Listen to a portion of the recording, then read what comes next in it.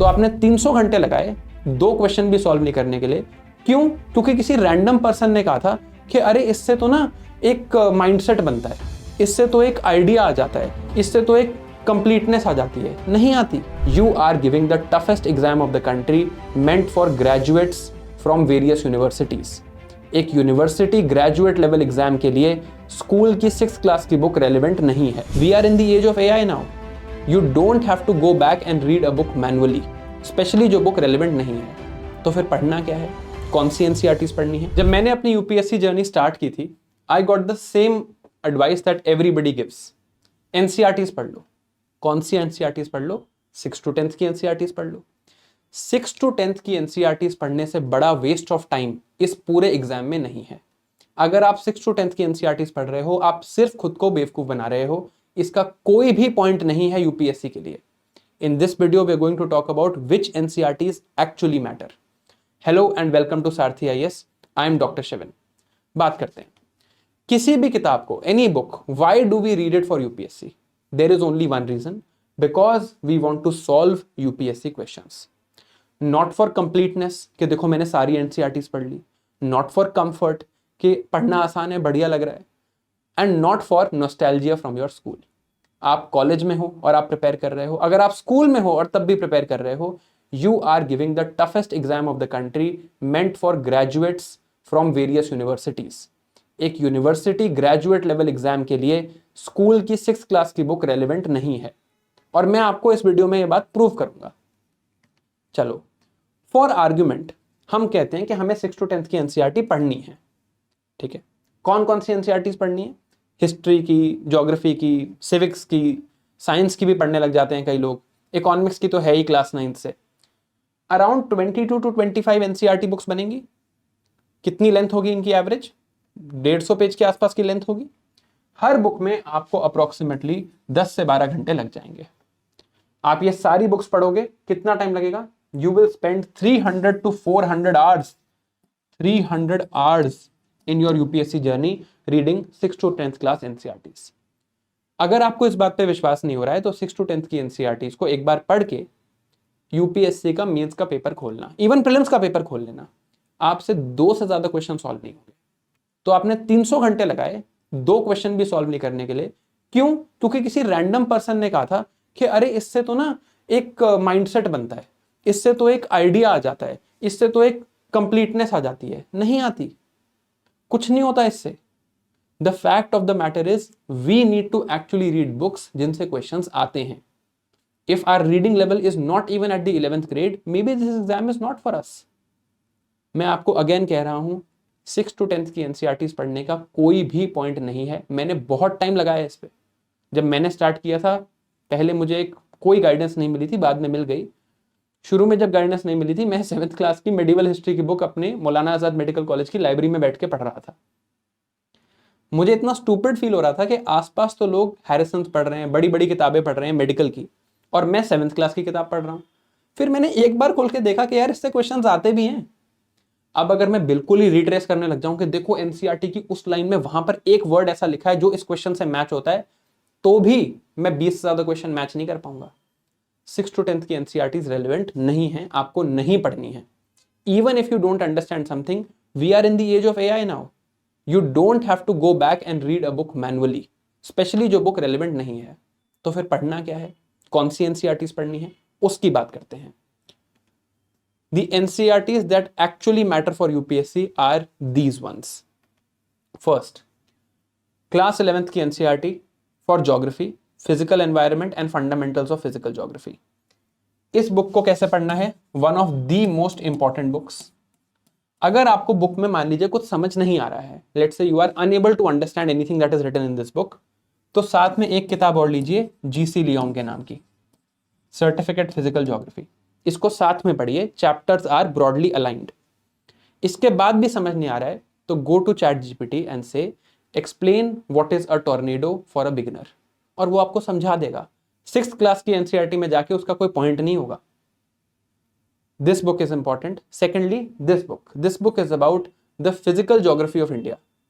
Physical geography of India, ये जो physical geography है ये हमें जरूर पढ़नी है और इसको हमें साथ में पढ़ना है विद इन एटलस। इससे मोस्टली क्वेश्चंस आपके मैपिंग के आसपास आपको दिखेंगे। These two are very important books क्योंकि ये क्लास 11th की बुक्स हैं, ये पढ़नी है। नेक्स्ट, क्लास 12th की ज्योग्राफी की बुक्स, ये ह्यूमन ज्योग्राफी पे हैं। So human geography of the world and human geography of India, ये बुक्स उतनी इंपॉर्टेंट नहीं है। Why? Because they are not updated with the most relevant current information, थोड़ी सी पुरानी इंफॉर्मेशन है। एंड एनीवे जब आप इकोनॉमिक्स प्रिपेयर करते हो, आपका ह्यूमन ज्योग्राफी का लार्ज पार्ट वहीं पर प्रिपेयर हो जाता है। So you don't need to read these books in a lot of detail, I would say read them once, एक बार आप पढ़ लो, read them once and you're done. You read them once, you are broadly sorted. आपको कुछ chapters हैं जो यहां पर इंपॉर्टेंट हैं and you will understand them. इसको वैसे भी आपको इकोनॉमिक्स ढंग से पढ़ने के बाद रिविजिट करना चाहिए, पूरी इस बुक पे रिलाई नहीं करना है। कुछ एमसीक्यूज यहां से आते हैं but not as important as these books. आगे देखते हैं, polity, these two books very important. Laxmikanth की किताब हम पढ़ते हैं, उसके साथ 1 and 2, अगर आप ये 3 बुक्स पढ़ लोगे तो एटलीस्ट प्रीलिम्स के लिए आपका most of the polity job is done. ये book is one of the best books you can read for UPSC, because ये बहुत पतली बुक है बट इसमें कॉन्सेप्ट्स हैं। Concepts like what is the idea of federalism, what is secularism, what is liberty, what is equality, what is equity, and इस पे questions आते हैं। These two matter a lot. अब क्लास 12th की NCERT, class 12th की polity की NCERT की अगर हम बात करें, this NCERT is important because हमारे सिलेबस में GS1 में एक चैप्टर है post independence consolidation of India. After independence how did the Indian state consolidate, वो चीज यहां पे आपको मिल जाएगी। This is a brilliant book. Contemporary world politics पढ़ने की जरूरत बिल्कुल नहीं है, डोंट रीड दिस बुक, इसका कोई पॉइंट नहीं है। आप टाइम लगाओगे, पढ़ने में अच्छी भी लगेगी, डायरेक्ट क्वेश्चन वेटेज उतनी कम, काफी कम है, उतनी ज्यादा नहीं है। Moving on to class 11th and 12th NCERTs of economics, Indian economic development, direct questions नहीं आएंगे but I would still say read once to get an idea of what economics is.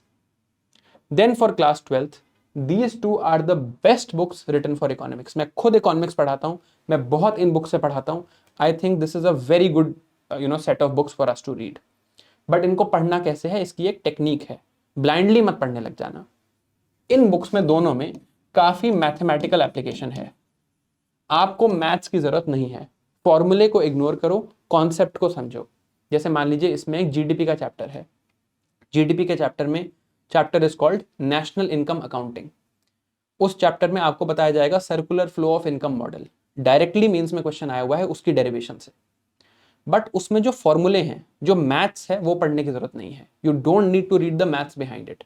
कोई इंटीग्रेशन डिफरेंशिएशन मत पढ़ो, concept समझो कि circular flow होता क्या है, जीडीपी होता क्या है, जीएनपी होता क्या है। That is what you need to do. Macro economics वाली बुक बहुत ज्यादा इंपॉर्टेंट है, I would say much much much more important than the micro economics book. ये आप फिर भी ऊपर से रीड कर सकते हैं, मैक्रो इकोनॉमिक्स तो आपको बिल्कुल डिटेल में प्रॉपरली पढ़नी है। देन सोशियोलॉजी, सोशियोलॉजी की 11th क्लास की और 12th क्लास की NCERT.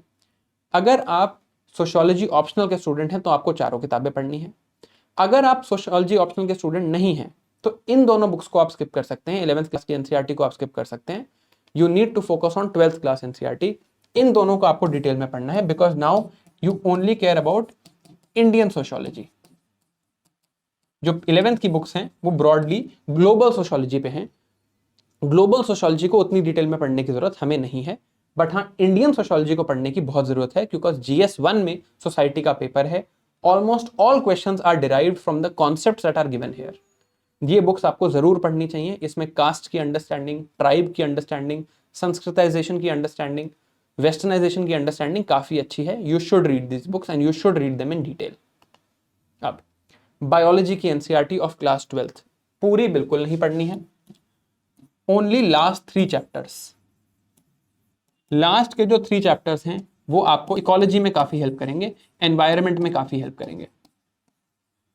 In ecology and environment the last 3 chapters will help you, some questions come from here and that is it.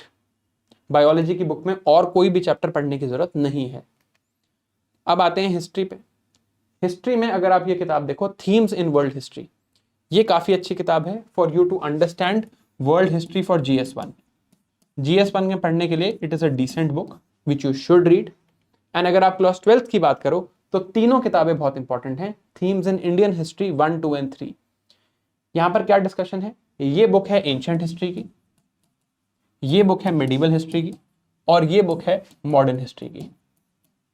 Ancient और मिडिवल के लिए तो ये बुक्स काफी अच्छी हैं, मॉडर्न हिस्ट्री में उतनी डिटेल डिस्क्रिप्शन नहीं है जो यूपीएससी के लिए चाहिए, so we can supplement this either with spectrum और विद सारथी IAS नोट्स जो मेरी वेबसाइट पे अवेलेबल हैं। बट आपको सप्लीमेंटल मटेरियल जरूर चाहिए होगा, सिर्फ इस बुक से मॉडर्न हिस्ट्री कवर नहीं की जा सकती, but yes it is important.